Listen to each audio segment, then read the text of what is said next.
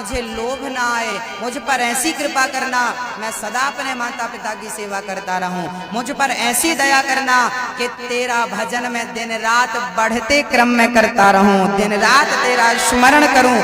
ये मांगना भगवान से। भगवान से कहना कि हमें क्रोध ना आए, भगवान से कहना कि हमें अभिमान ना आए, क्योंकि क्रोध और अभिमान ही आपके सुख को, आपकी समृद्धि को भंग करता है। हमारे और आपके रिश्ते अच्छे हैं, लेकिन हमें क्रोध आ गया, क्रोध में हमने कह दिया कुछ, लो हमारे आपके रिश्तों में खटास आ गई। तो बताइए, क्रोध से रिश्ते बिगड़ते हैं ना? क्रोध से ही घर में आग लगती है कि नहीं? तो आप पहले तो ये मांगा करो कि प्रभु क्रोध ना आए। दूसरा, अभिमान बहुत करते हैं हम लोग, और अभिमान तो रावण जैसों का नहीं चला, कंस जैसों का नहीं चला, तो अरे गहरे नथु खैरे आपका और हमारा कैसे चलेगा? तो भगवान, हम चाहें कि हम काम क्रोध लोभ खत्म कर दें, हम चाहें हम कहें कि हमने क्रोध जीत लिया, अभिमान जीत लिया, सारी बुराइयों पर विजय, ना, हमारी काबिलियत नहीं है कि हम कुछ जीत सकें। हाँ, भगवान चाहें तो वो आपके क्रोध को, आपकी वासनाओं को, आपके अभिमान को खत्म कर सकते हैं। इसलिए उनसे ही प्रार्थना करो कि प्रभु मेरा क्रोध खत्म करो, लोभ खत्म करो, अभिमान खत्म करो, आप खत्म करो। क्योंकि गाय जब बछड़े को जन्म देती है तो बछड़ा मलमूत्र में भीगा होता, लिपटा होता। फिर गाय माता क्या करती है? क्या खाती है? नहीं, क्या करती है? चाटती है, ऐसे पूरा शरीर चाट डालती है। उसका मुंह, पेट, पीठ, गला, पांव, पूरा शरीर चाट लेती है, और चाट चाट के क्या करती है? उसे निर्मल बना देती है। जैसे वो बछड़ा मलमूत्र में भीगा था, अच्छा वो स्वयं बछड़ा क्या अपने आप को शुद्ध कर सकता था? साफ कर सकता था? मेरी माँ, पीछे वाली मैया जवाब देना, क्या वो बछड़ा स्वयं अपना मल साफ कर सकता था? नहीं, गाय ने किया तो हो गया। ऐसे ही हमारे ऊपर भी काम, क्रोध, लोभ, मोह, अहंकार का मलमूत्र लगा हुआ है। भगवान कृपा करेंगे तो उससे हमें बचा लेंगे, उससे हमें स्वच्छ कर देंगे, निर्मल कर देंगे। जैसे गाय बछड़े को निर्मल करती है, ऐसे भगवान अपने भक्त को निर्मल करते हैं। तो भगवान से यही प्रार्थना करिए कि प्रभु हमें निर्मल कर दीजिए। निर्मल जब कर देंगे तो फिर कोई चीज दुर्लभ नहीं है। निर्मल मन जन सो मोहि पावा, मोहि कपट छल छिद्र न भावा। भगवान से प्रार्थना करिए कि प्रभु हमारे अंदर का कपट खत्म हो जाए। हम नहीं कर सकते ना, वो चाहें सब कर सकते हैं। बोल राधे।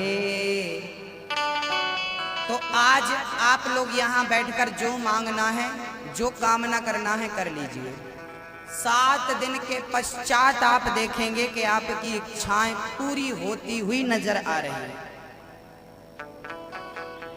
बोलो राधे राधे। चलिए, श्री नारद जी ने कथा सुनी। नारद जी ने कथा सुनी। हाँ, एक बार नारद जी बद्रीनाथ में सनकादियों को दिखे। सनक, सनंदन, सनातन, सनत कुमार, इन चारों को सनकादि कहते हैं। ये ब्रह्मा के मानस पुत्र हैं। इन चारों को नारद जी उदास दिखाई पड़ते हैं। उदास। तब सनकादि, आपका कोई मित्र आपको उदास नजर आए तो पूछेंगे ना, भाई क्या प्रॉब्लम है, बड़े परेशान।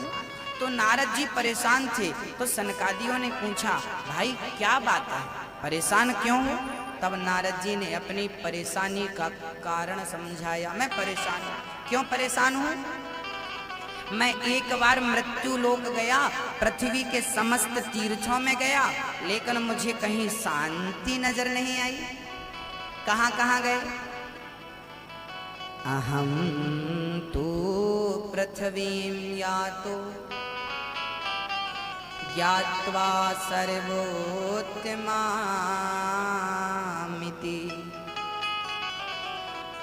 पुष्करम च प्रयागम च काशीं गोदावरीं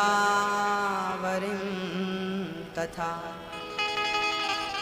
मैं पुष्कर गया, प्रयाग गया, काशी गया, गोदावरी गया, हरे क्षेत्र, कुरुक्षेत्र, समस्त तीर्थों में गया। नारद जी कहते हैं लेकिन मुझे कहीं शांति नजर नहीं आई। शांति नजर नहीं आई। ना तीर्थों में शांति थी, ना संतों के घर शांति थी, ना आपके घर शांति थी। गृहस्थों के घर, आपके घर शांति है मैया जी?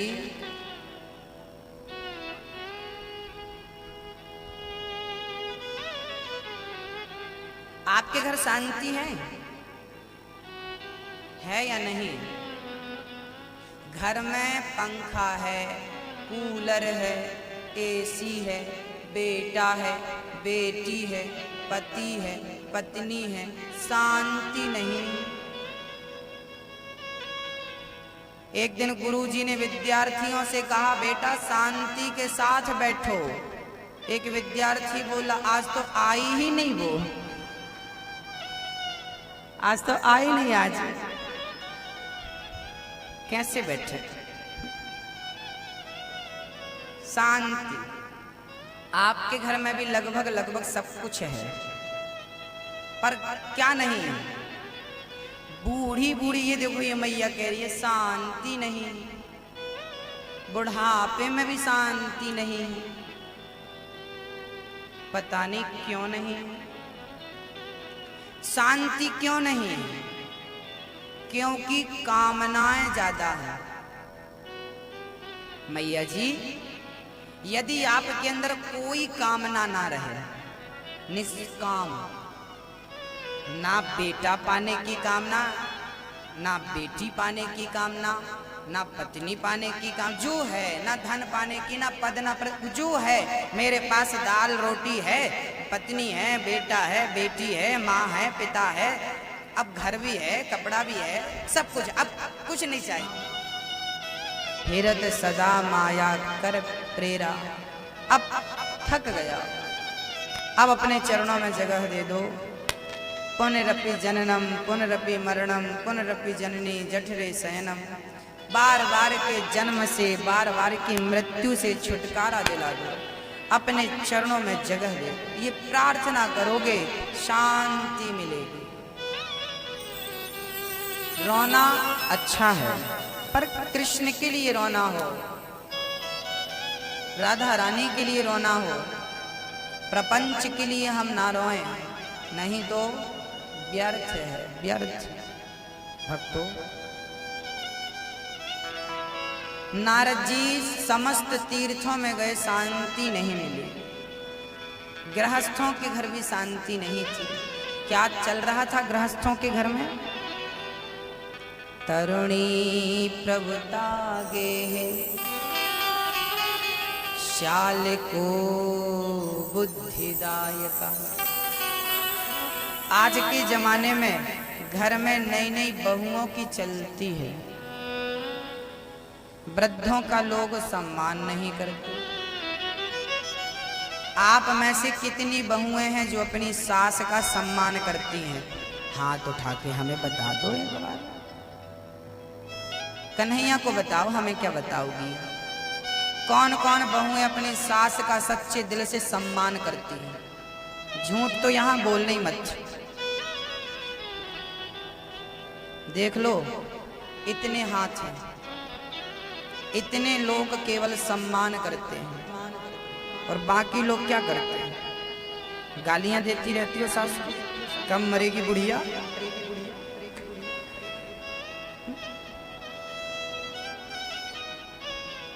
तो हाथ नहीं उठाए आप लोगों ने, तब तो भगवान को भी सोचना पड़ेगा।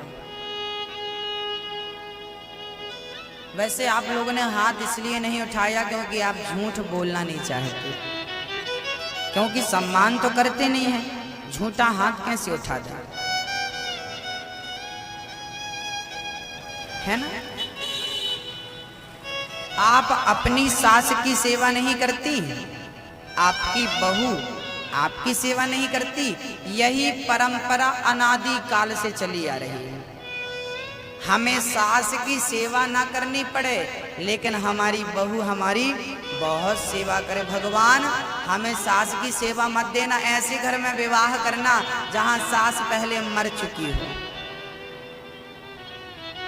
और हमारी बहू जब आए ना खूब सेवा करे। वाह वाह वाह,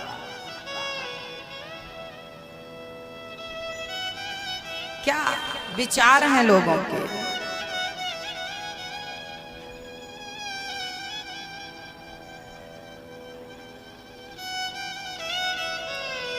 एक